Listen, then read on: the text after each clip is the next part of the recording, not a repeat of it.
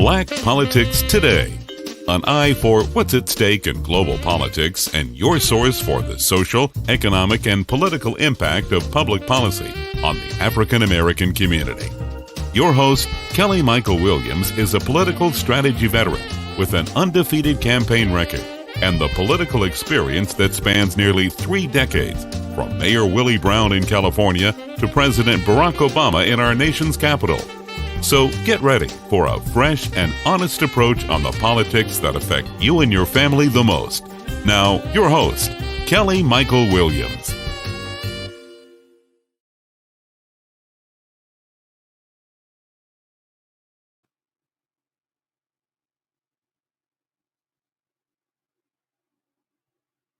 Hello and welcome to the show. I'm your host, Kelly Michael Williams. I want to thank you for joining us tonight. As we do each and every broadcast, I always pause and thank my Lord and Savior, Jesus Christ, just for allowing us to host this broadcast and to go across the nation and be able to find the people that we want to talk to each and every week, because we want to find out exactly what's at stake for you and your family, especially during this time right now, through this pandemic, dealing with so many issues affecting the African American community and the community at large. I mean, let's be honest. There's things happening to all of us everywhere. But fortunately, we have someone in the White House right now who seems to be looking out for every American, not just those who seem to bow at the knee and give praises to Trump.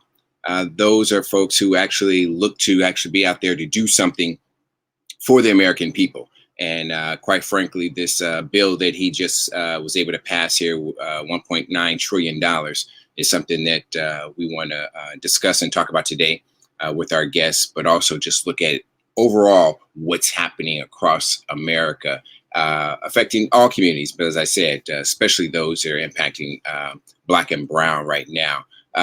When you look at what's happening right now, you look at something like 43 states. Some say 35, some say 43, some are 28.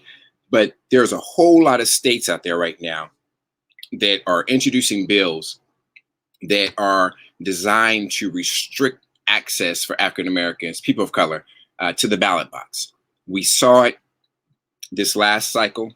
We've seen it since 2010, because quite frankly, putting in voter ID laws was an issue that was never an issue. It was, as we'll get into during the show, an issue looking for a response. You know, it was not out there. There was no issue of voter fraud. There was no issue whatsoever of this mass conspiracy of invalid votes or ballots being cast. But yet the GOP saw fit to put in voter ID laws across the state as soon as Barack Obama got in office. Across the country, as soon as Barack Obama got in office.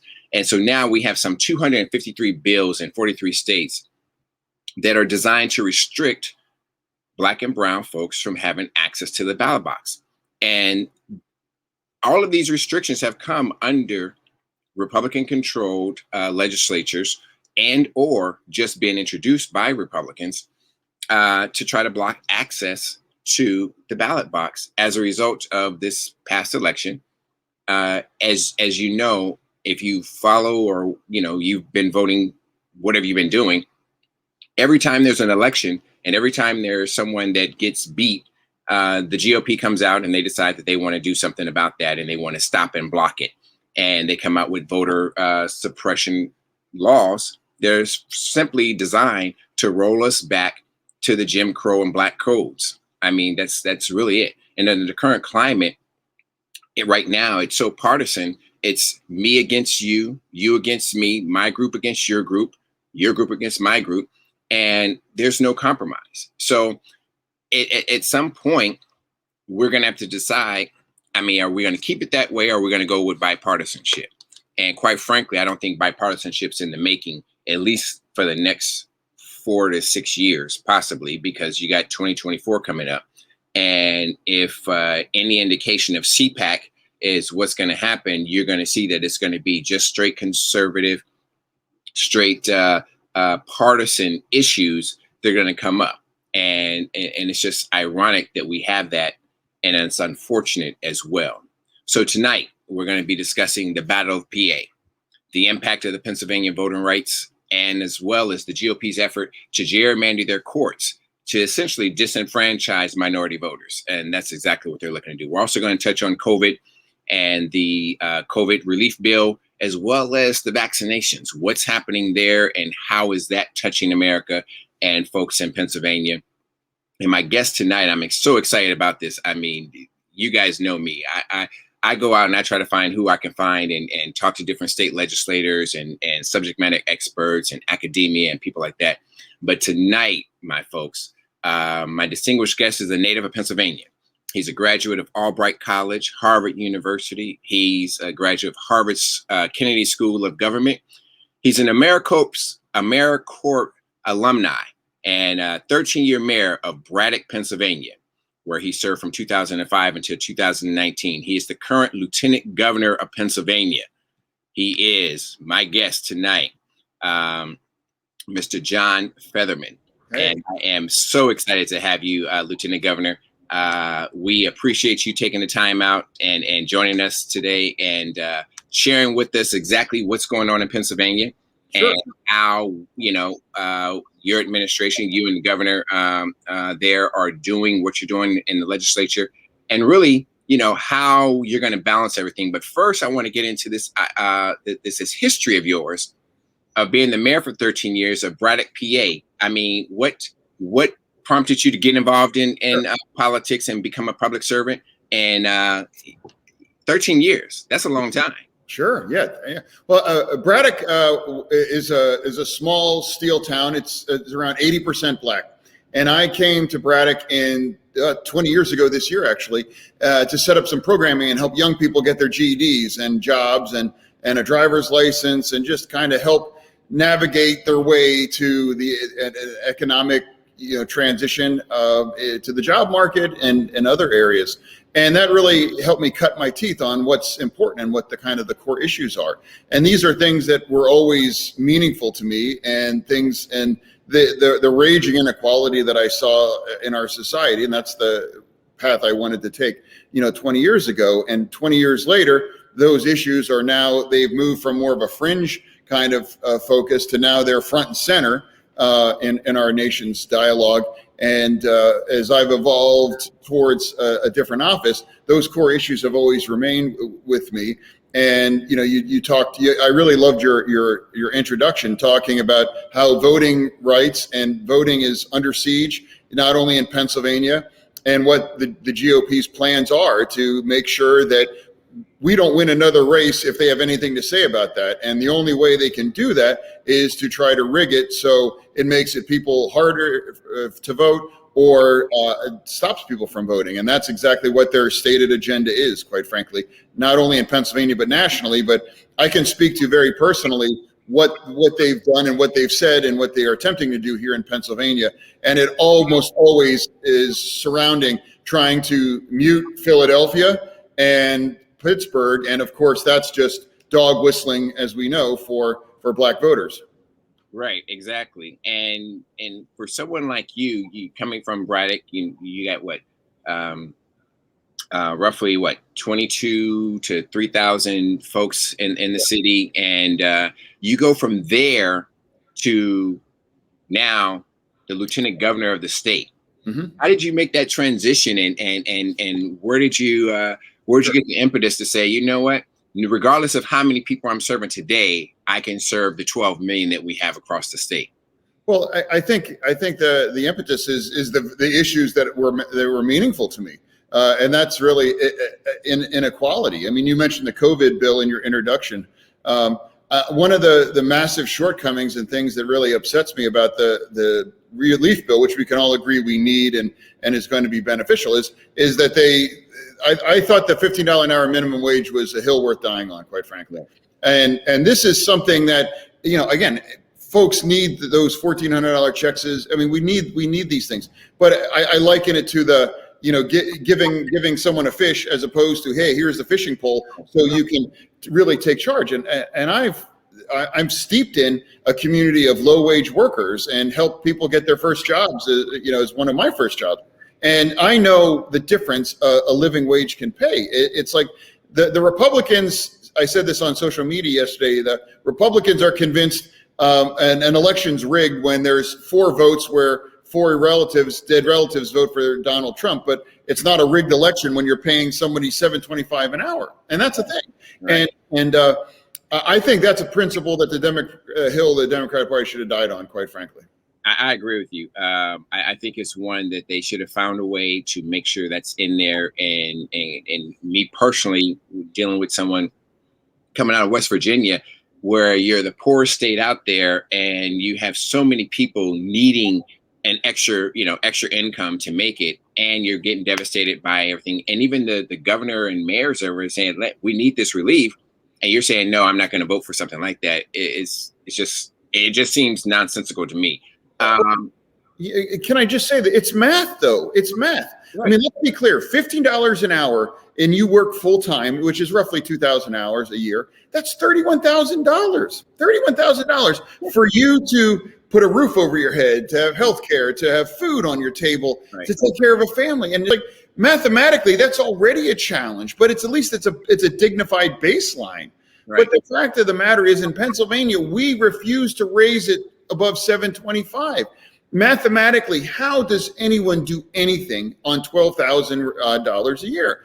And because we know that disproportionately affects Black and brown people and communities, to me, that's an affront to the very core base of the Democratic pyramid. And that's why I believe it's a hill worth dying on. And this idea that, oh no, we have trillions in tax cuts for the most moneyed segment of our society, but that $15 an hour minimum wage is going to break the bank and it's going to harm business. And it's like, let's be 100% clear. Businesses that rely on paying individuals below a sustainable living wage are counting on the government to subsidize their workforce with programs that are absolutely necessary, because it's a law of physics. Like you can only do so much with so little, and you just can't do anything with anything below $15 an hour.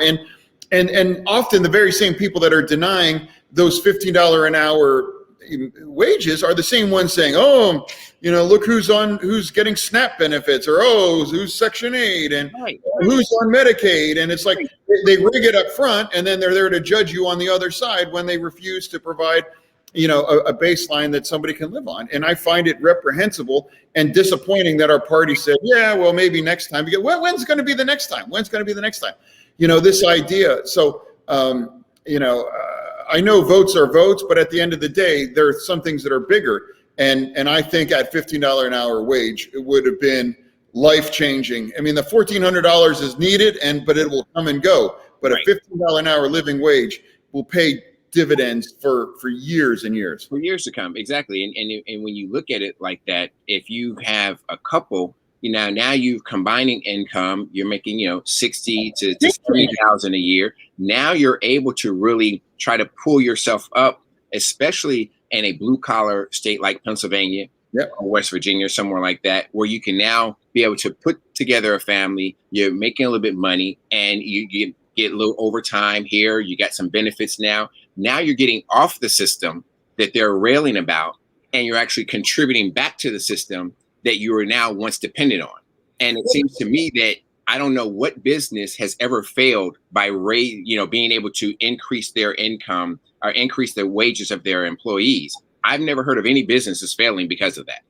Yeah, I mean, to me, it's like, why not? I mean, all work has dignity. Every job is meaningful. Some folks say, oh, well, they're just flipping burgers, or they're like, what are you talking about? Like like how can you expect people to play by the rules when you rig the rules so you lose no matter what you do? Right. At least when you go into a casino, you have odds, what they are, and you can win. Right. But when the minimum wage is below $15, who would go into a casino where 100% of the time you're going to lose and come up short, because the house always wins. So the point in with this is it's so very clear is that is I think one of the core fundamental issues of our time, and it was disappointing, and I don't think it can be overstated how critical that would transform our society. And, there's already instances where like Target or Hobby Lobby or some of these other places, they're doing just fine. It's like the world didn't spin off the axis. Right. Like we have a Dollar General in town.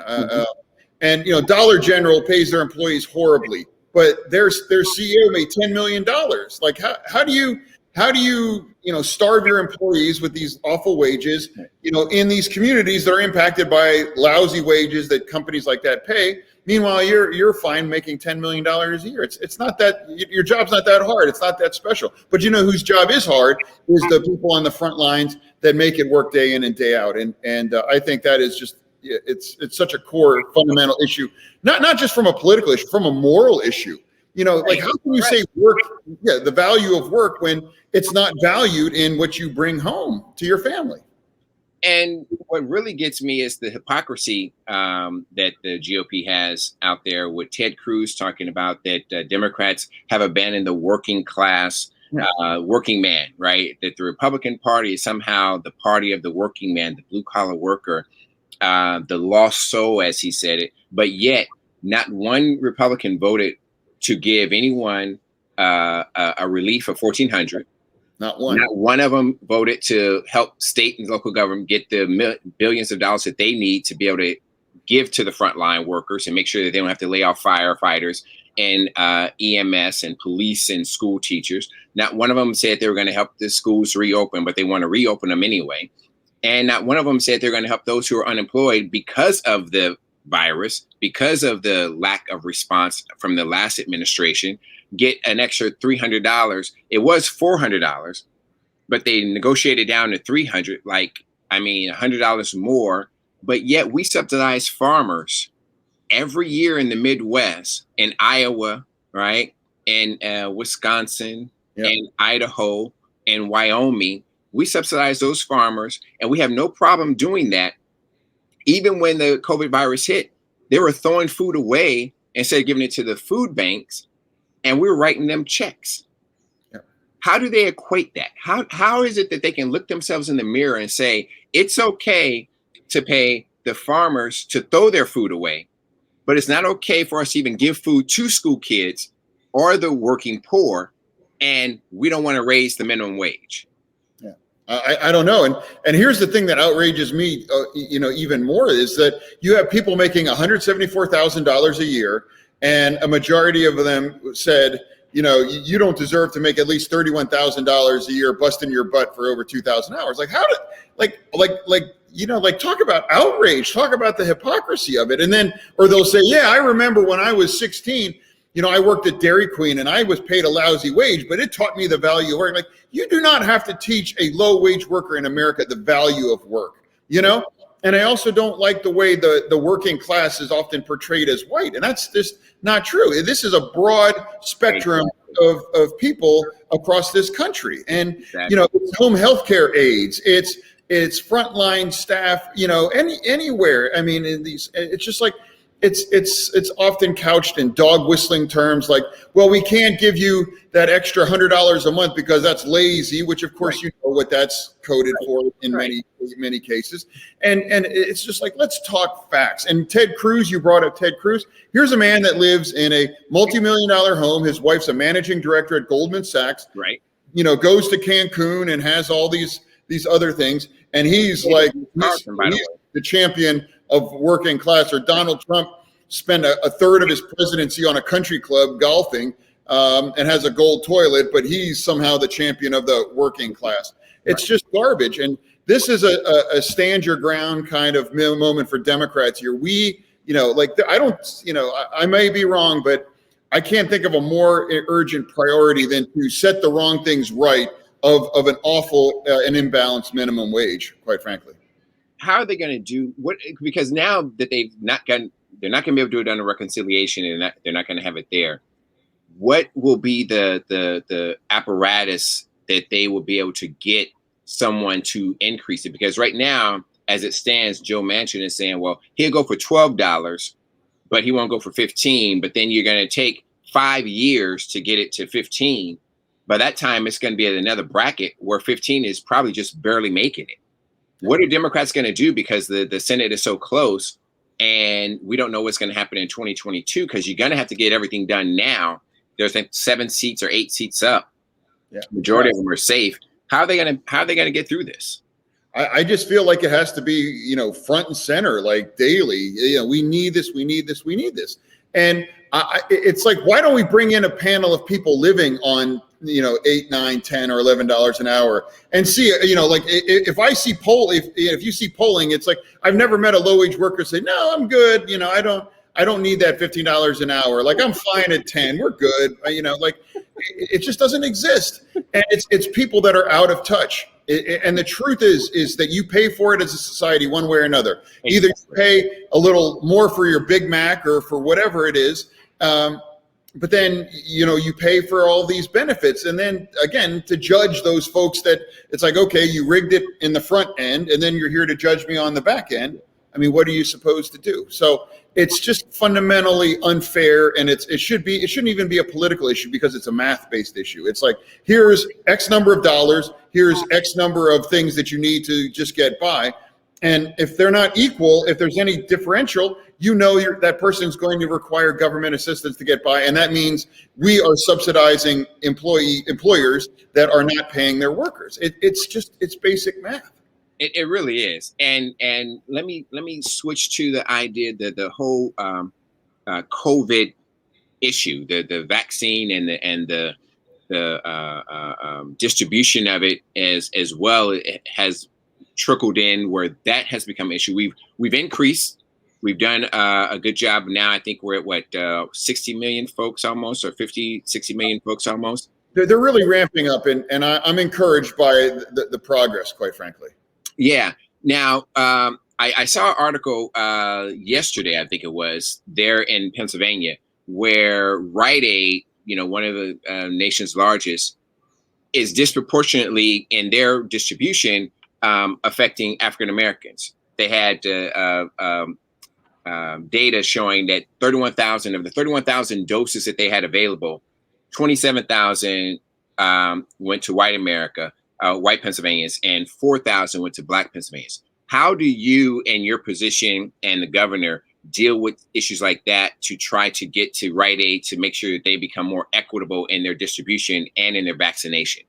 Sure. I chaired the task force here in Pennsylvania on the vulnerable population and the racial disparities that the COVID pandemic really exacerbated, but it also illuminated that this inequality that already existed. And it's been an imperfect process without a doubt. And trying to distribute these vaccines in a way where you're having public-private partnerships, you're scaling up at an unprecedented scale. And there are unacceptable breakdowns. And Rite Aid certainly strikes me as one that is unacceptable, and it's just not good enough. And we are also aware of the Black community's understandable suspicions of some of the vaccines and their willingness to participate, given the past and the history too. And we're actively trying to combat that too. The vaccination process, I also will say, we had no guidance, no really any kind of assistance from the federal government until Joe Biden became president. Right. And so basically we're working off 6 weeks, trying to get this scaled up. And we've done some good work. We've got a lot more that needs to get done. And stories like that are absolutely unacceptable. And we have to get to a place where everyone who wants a vaccination can get that vaccination. And I think that day is coming sooner than later here in Pennsylvania. We are now reserving the lion's share of the Johnson & Johnson vaccine for teachers in the hopes of getting our schools reopened, particularly in urban areas like Philadelphia and Pittsburgh, which haven't been open for basically a year now. And I think one of the most damaging outcomes of this awful pandemic is the damage it will have inflicted on predominantly Black and brown children that have been outside of the classroom now for a year, and they may very well not been getting the kind of quality instruction virtually because of barriers, whether it's access to technology, access to broadband, and things of that nature, and working parents that aren't able to dedicate the kind of time that a more affluent household would. So I think you're going to really see that's going to be the next big thing in Pennsylvania is the damage done to, and that lost year. I think you're going to see a lot of that emerged as well too. And when you look at that, because that's going to be a real vital issue that lost year of education, especially in the grade school and junior high school levels. You have a lot of kids, especially children of color, not having access to the broadband, not having access to what is necessary for them to be able to compete or stay afloat in this during this pandemic.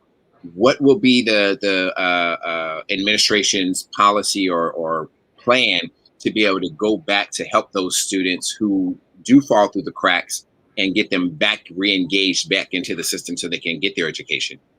Let me just say it's a top priority. In fact, the governor made that as one of the centerpieces of his budget is a small, modest increase in the personal income tax here in Pennsylvania, geared towards more affluent Pennsylvanians to inject billions into our education system to close that gap. The education benefit gap in Pennsylvania is in the billions, and we need to rectify that. And this would be an attempt to generate, billions in revenue that could help fix that enormous gap. But to your point that you also made I thought you really nailed it in your introduction, that these Republican-controlled legislatures will not, go along with these kind of plans. And I think the overwhelming fact is that there is an undeniable funding resource gap in Pennsylvania, and we need additional revenue. And with every juncture, whether it's a severance tax on shale extraction, they've blocked that. If it's legalizing marijuana in Pennsylvania, they've blocked that. And they've also signaled that they refuse to entertain this tweaking of the personal income tax to address that funding gap. They will not allow any of that to pass, and then they turn around and say, well, gee, and they won't raise the minimum wage too. So it's I don't know how else to cast it as like just an anti marginalized community. Like the communities that need the resources the very most are the ones that are blocked by a party that, whether it's their voting rights, whether it's the minimum wage, whether it's the basic educational systems in these urban areas, it just doesn't it's ongoing. I'm going to take a quick break, but I want to come back and talk to you about the voting rights and what happened yesterday with President Biden signing the executive order. Give me 1 minute and we'll be right back. A social distancing tip. Putting distance between yourself and others is critical to slowing the spread of coronavirus. So here are ways to stay in contact without the physical contact part. Call, send a text, set up a video conference, post on social media, dedicate a song on the radio. If you have symptoms of fever, dry cough, and shortness of breath, call your healthcare provider before going to their office. For more info, visit coronavirus.gov. Let's all do our part, because we're all #AloneTogether. Brought to you by the Ad Council.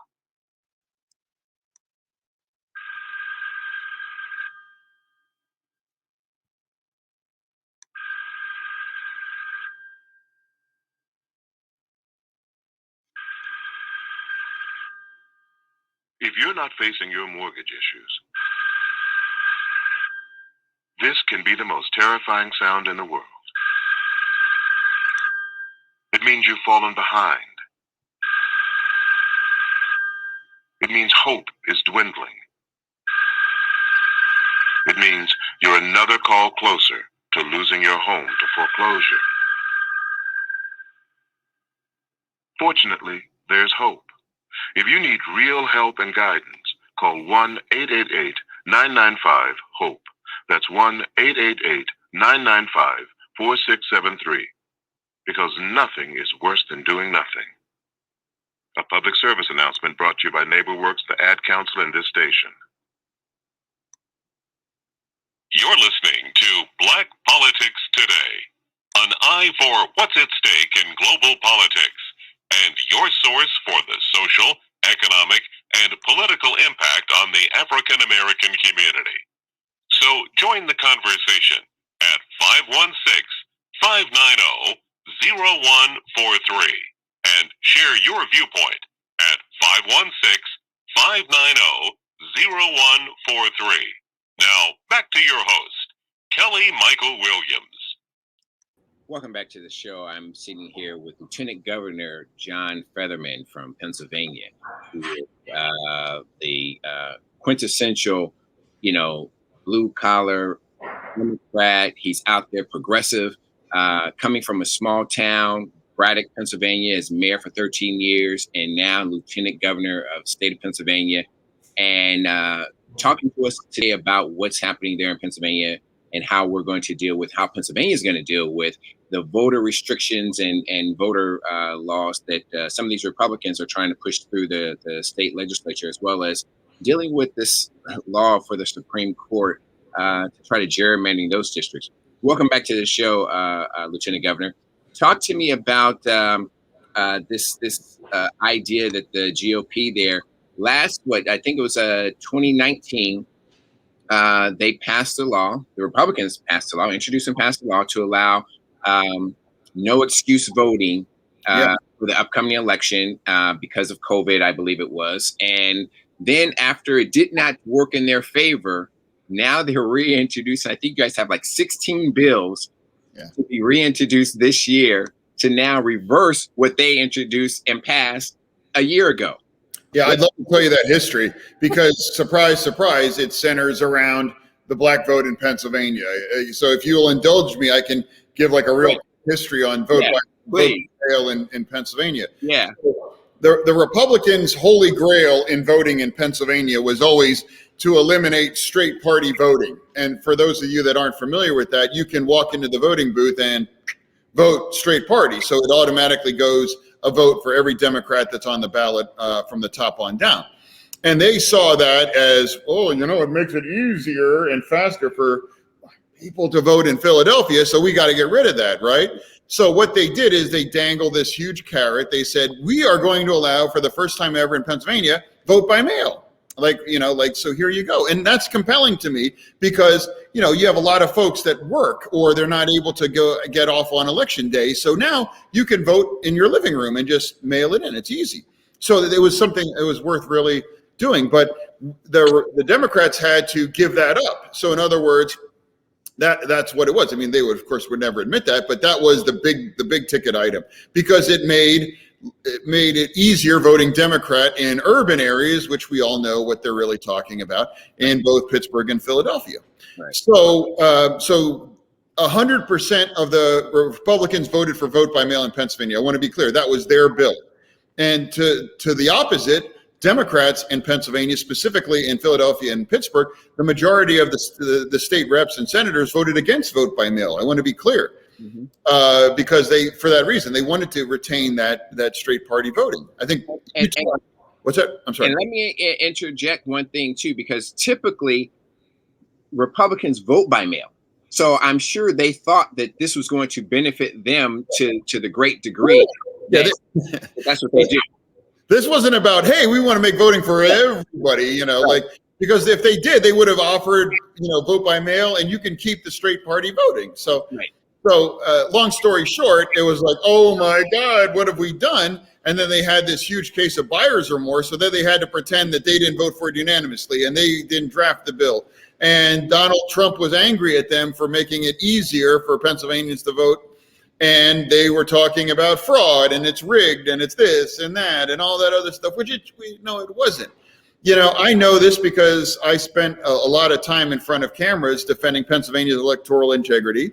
And there were 4 documented cases of voter fraud in Pennsylvania, 3 of whom were Trump voters having a dead relative vote for the president. And then another one where a Republican Trump supporter he tried to cast a vote for his living Democratic son. And of course, not surprisingly, these were all from, more rural counties and areas. But can you imagine if it was 4 black voters in Philadelphia that were caught trying to, that would have been everywhere, everywhere. Like lines, you have not, you will still be talking about it today. Yeah, we told you, look at what they're doing and whatever.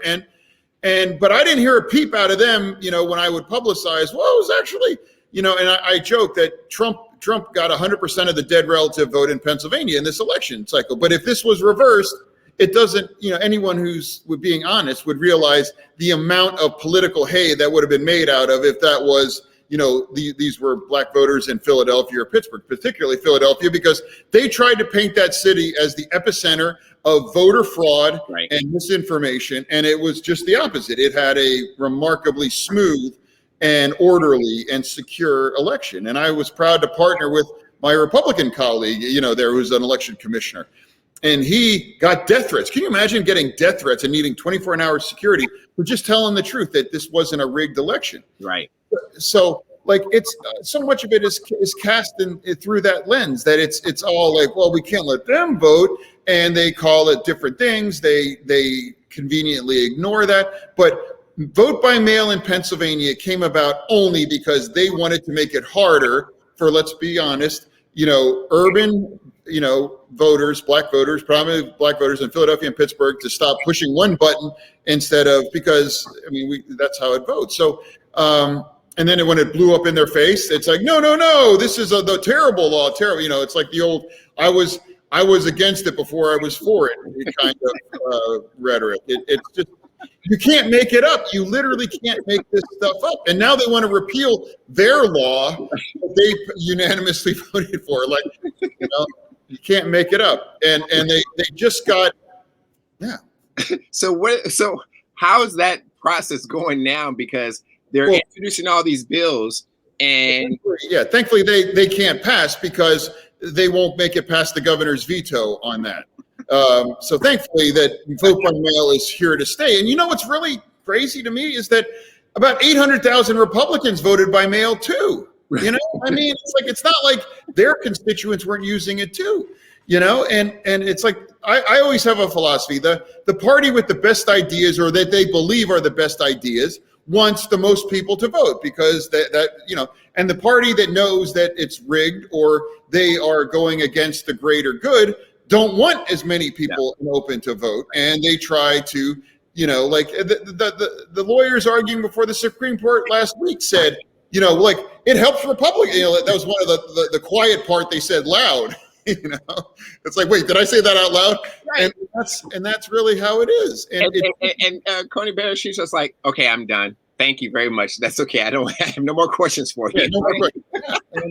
And that's the thing. And I don't understand it. Like, instead of saying, maybe we should, realign our values and try to figure out how to win, just democracy. Like, what a concept. Right. It's trying to make it more difficult to vote. And what's even more vile is spreading a lie that this election was 100% secure. Sure. 4 cases of voter fraud. Right. 4 out of 7 million ballots cast. And the same people, 8 out of the 9 Republicans in our congressional delegation said that it was voter fraud, and they were on the same ballot. We rigged it for Joe Biden, but no fraud in my race. And that's the irony of this, is that if it was going to be fraud, wouldn't we want to win? And wouldn't Democrats want to win the state legislatures? Exactly. And wouldn't they want to win the U.S. Senate as well? Right? And they lost votes in the House. They lost votes in the House. They didn't gain votes. If it's rigged, how was it only rigged at the top? Exactly. And they won't answer that question. Was there fraud in your race? No. Well, then how they don't have an answer. And then they pivot to, well, I'm just this or I'm just that, and just whatever. But make no mistake, in Pennsylvania, I can't emphasize this enough, this was born out of trying to make it harder for black voters in Pittsburgh and Allegheny County and in Philadelphia to have longer lines. And one more thing that's very telling too. The Democrats said, wait, let's pump the brakes. Let's roll this out for 21 to give us more time to get it down. You know what the Republicans did? They forced it to be on 2020 because they thought, like big long election in Philadelphia, suppress the turnout because you can't vote as easily as you could before. Right. And then that backfired and blew up in their face. And then they claim that it's fraud. And you think of all the vile things that the president on down said about Philadelphia in general. And, it all comes down to that one point. It's like, well, there's too many voting in certain districts. How can we change that? And that was their holy grail. It's amazing to me.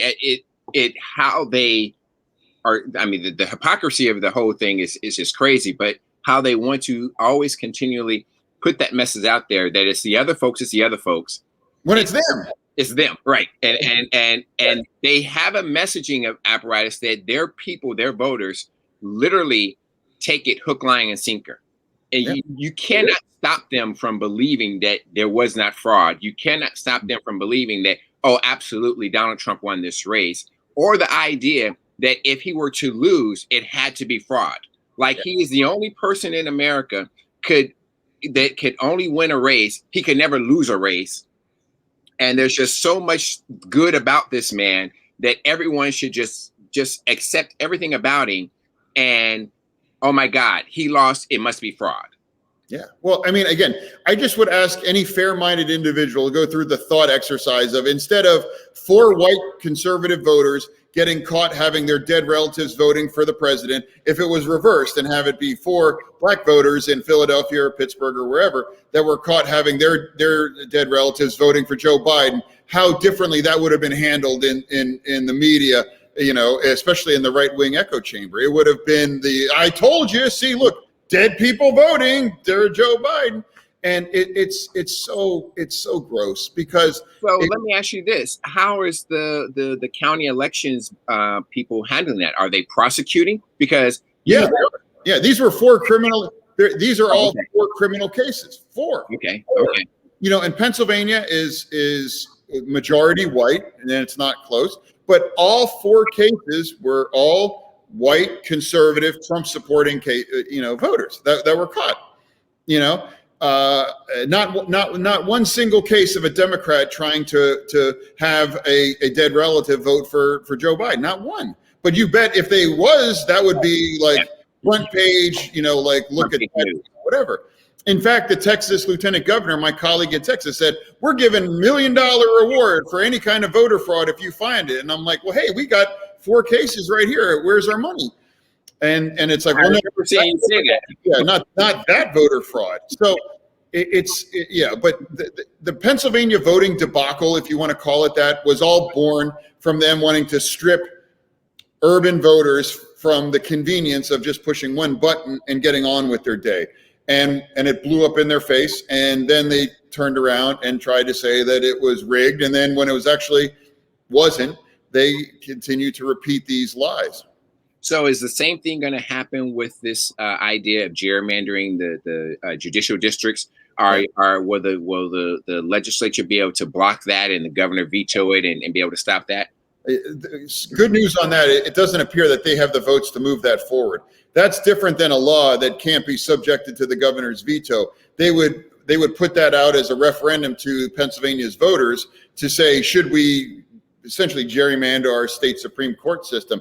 And you know what their argument was is that there are too many judges that live in Philadelphia and Pittsburgh. Right. Even though like it's these are statewide elections. Like it's the most democratic thing in the world. It's like, run it up and down statewide and let the votes fall where they may. So that sounds like another dog whistle to me. Yeah, well, I mean, you hate to say it, but it's so much of it is steeped in that idea. And when the evidence isn't borne out, then it's like, well, then they change the subject, or it's like, oh no, that doesn't matter. And that's what I just want people to understand, that in Pennsylvania we had an overwhelmingly secure election, a historic election, more votes and more registered voters in Pennsylvania than any time in our history. And there were 4 cases of voter fraud, and they were all Republicans attempting to have relatives that are deceased voting for the president, not one. And no one talks about that on the Republican side, but they certainly want to cast as much shade and lies about Philadelphia that it's all kinds of, what's the bad things happen in Philadelphia. So do you think that there is a opportunity with the executive order that President Joe Biden signed on Bloody Sunday yesterday to actually pass through or get through the Senate? The John Lewis Voting Rights Act that they reintroduced and brought back again, it passed overwhelmingly in the House, but is it going to have any viability in the Senate, and can they actually push that thing through? I don't know. I certainly hope so. Again, this idea that it's like democracy is one of the most sacred principles our country embraces, and if you damage that, then you have no way to guarantee a peaceful transition of power. We saw that. Right. We saw that happen in the Capitol in January. Yeah. Like, and when you start undermining and making it out that every election is rigged and whatever, I'd like to point out that Governor Wolf was the governor in 2016 when Donald Trump won, and not one Republican accused Governor Wolf of bad faith or practice.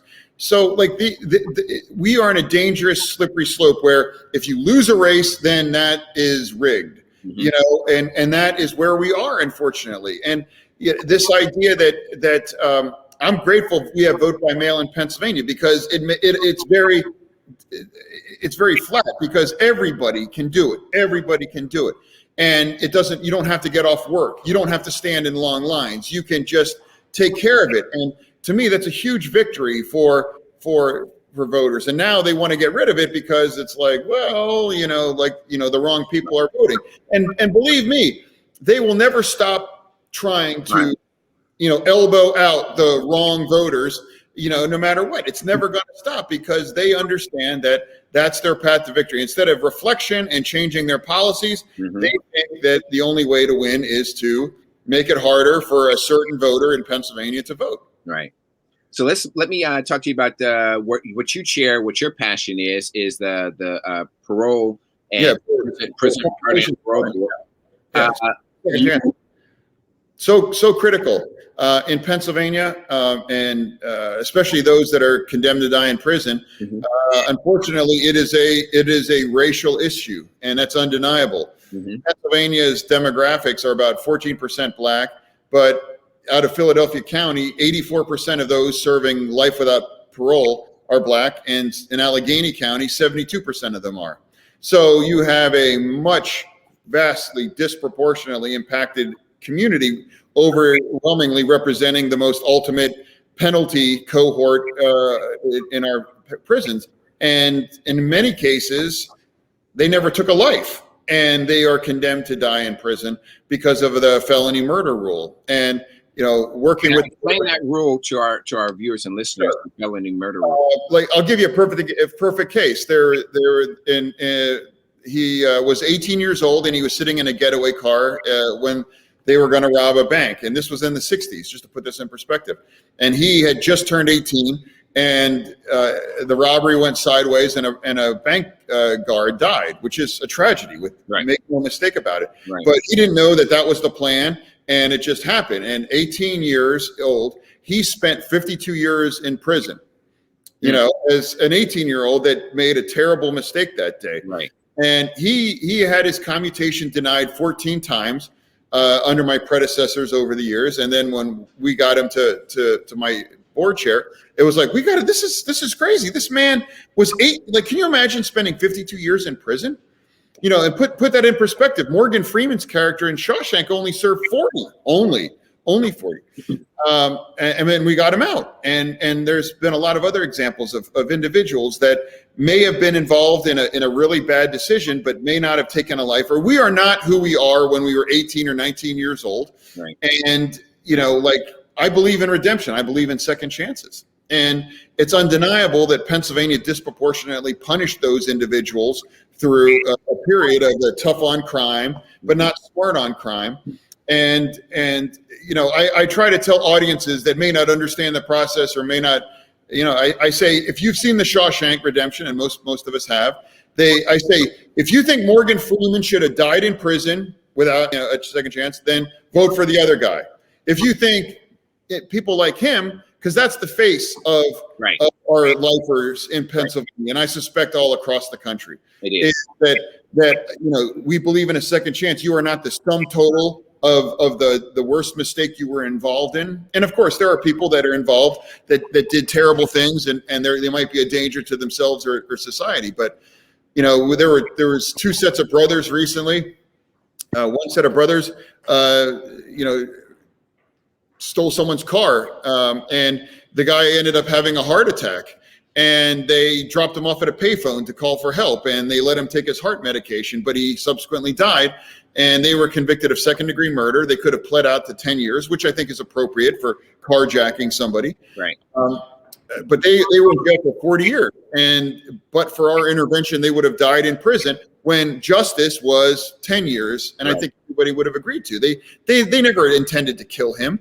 In fact, they actually tried to help him in their way after the intervention. It's like, it's not tough on crime, it's smart on crime and justice. And I've always believed that mercy must be a partner to justice. Now, right now, it stands that you have roughly over 900,000 African Americans in your penal system in Pennsylvania, and not in Pennsylvania. I think maybe nationally, but in Pennsylvania, if we in terms of our prison population, it's around I believe it's about 40,000. Oh, 40,000. Yeah. Okay, maybe that figure that they gave me was nationally, but I thought, I was like, God, that's a whole lot of people. Yeah, no, it's not that high. But one is too many that shouldn't be in there. Like right. Like I have a good working relationship with our corrections secretary, and he said something on a panel that I was on with him. He said we could cull 1/3 of our prison population out of jail and not make anyone less safe. And I don't know why we all wouldn't want that. Like, even if you don't believe in mercy or a second chance or that kind of thing, why do you want to spend $1 billion a year that you don't have to warehouse people? It just doesn't make any sense. That's $1 billion that we could spend on our schools, on our roads, on our whatever you want. Give people a property tax relief, whatever. Right. I ask you, how much does it cost you per prisoner to house in the state of Pennsylvania? Well, it goes up based on their age, and that's what makes it so crazy about our lifers too, because the average is around $40,000 a year per inmate. But then when you reach your 50s, 60s, 70s, I got a 74-year-old out of prison yesterday. He's been in jail for 52 years. It costs the Pennsylvania $60,000 a year or more to keep these men in prison. And no one is, a danger. It's just cruel. This man did something terrible when he was 19 and has spent the rest, over a half a century, and it's just like, I don't believe in perpetual punishment in cases like that. And if you're not moved by the humanity and the morality aspect of it, the financial aspect of it is damning. $60,000 a year. Like, how many kids could you send to college on a scholarship for what you pay to warehouse a 70-something-year-old man that hasn't had, it doesn't make any sense. That's not justice. That's crazy. So do you have any updates? I saw you tweeted out about Mr. Boykin's pardon and doing a DNA test, I think, about something like that on him. Have you got any update on that? Yeah. Well, Mr. Brookins, the DA in Bucks County, has refused to test the murder weapon. Mr. Brookins had a flawless, I want to emphasize this, flawless prison record over 30 years, which is a true black swan. I mean, you just don't see that. I've seen enough over the years to know that. So, I've gotten infractions. I've gotten speeding tickets, parking tickets, whatever, over the last 30 years. But this guy lived 30 years in prison and didn't get one single write-up. And the Bucks County DA refused to test the murder weapons, was a pair of scissors. And I'm like, don't you want to be sure before this man is essentially condemned to die in prison that you got the right guy? And he's like, well, it wouldn't matter. And I'm like, why not? What wouldn't matter? It would matter. Yeah. What if his DNA is not on the scissors? Well, what does that mean? Well, I don't know. They just refused to say it, and they kept trying to make it seem like he was guilty no matter what, and that's just not true. And I don't understand how you can sleep like that. I had nothing to do with putting John Brookins in jail 30 years ago. I had nothing to do with anything, but it keeps me up at night knowing, because I asked him, I'm like, what if it was your son? What if it was your brother? What if it was your father? Wouldn't you want the state to run one simple DNA test to make sure that they either have the right person or there's been a grave miscarriage of justice? Idaho, which, as you know, is not exactly a liberal blue state, right, finally passed compensating victims of wrongful incarceration $62,000 a year for every year that they are wrongly incarcerated. Pennsylvania does not have, you don't get anything, nothing. Like, could you imagine that, having your liberty taken? So now I mean, it probably cost him, but can't he petition to have that done, or does the DA still have the last word? He's not the last word. The last word would ultimately be our Pennsylvania Supreme Court. And if he loses that appeal, then his only other chance would be the Board of Pardons. And that's one of the reasons why I wanted him to apply, because I made the good faith appeal. It's like, look, I don't know if he's guilty or innocent. I think I have my thoughts, but who cares what John thinks? I care what the DNA thinks. And if his DNA is on the murder weapon, that's a serious setback for this idea that he's innocent. But if it's not, my God, like it's not.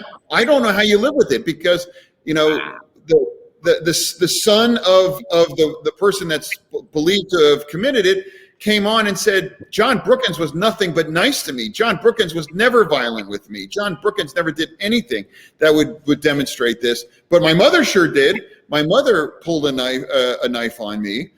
And I don't understand. And there's also the racial elements too. You have a black man in a sundown kind of town situation, and it's like, wouldn't you want to be sure? It's one DNA test before you kind of all but close the book on a man who spent 30 years in prison without one single misconduct. Not one. Wow. So let me ask you real quick here. What's at stake for us? I always ask my guests, what's at stake? And primarily it's what's at stake for African Americans, but what's at stake for us?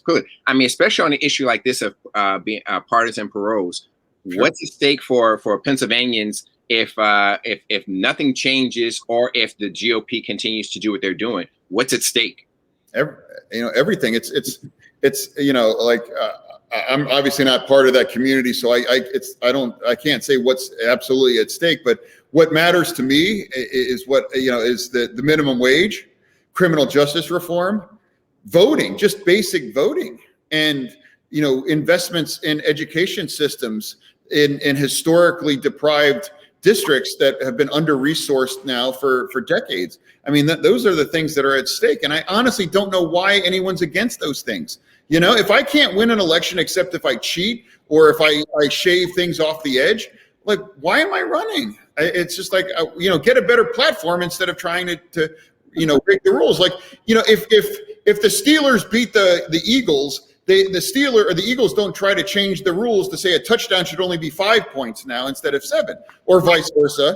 It's just, well, we need to get better players or get better coaches or whatever. We need to figure out how way to win. You don't change the rules. Like, just imagine losing a Super Bowl and then the losing team. Like, just imagine if the Chiefs say, "Whoa, no, the game was rigged. We need to change the rules of football." It's like, no, you need a better team, or the breaks didn't go your way. That's democracy. I think you and I weren't happy when Donald Trump won, but we were happy when Joe Biden did. That's democracy. Right. And I just feel like we need to get to that place as a society where there's so much at stake, and it's not so much what's progressive, it's just what's fair. What's fair? Right. Yeah, you tell me by demonstrating on $9 or $10 an hour, I want to hear from you. I want to see what you've done, how you live, because I don't know how it's mathematically anywhere close to possible. Right. Well, Lieutenant Governor, I want to thank you so much for joining me today and allowing us to take time of your schedule and talk to you about what's happening in Pennsylvania, but what's happening nationally, and what's in stake for us globally in this issue with the pandemic, with society, with criminal justice reform, and with voting rights. I want to thank you so much for joining us today. No, thank you, and it's a pleasure, and I'd be delighted to come back because great, thank you. There's a lot at stake. Thank you so much. I appreciate it, man. Thank you. Take care. Now, folks, I talk to you each and every week, and I tell you what's at stake for us, what's going on, and how Lieutenant Governor John Fetterman from Pennsylvania just provided us with a good understanding of what's happening there in Pennsylvania, especially in their pardon system and their parole. So until next week, if it's social, economic, or political, it's Black Politics Today.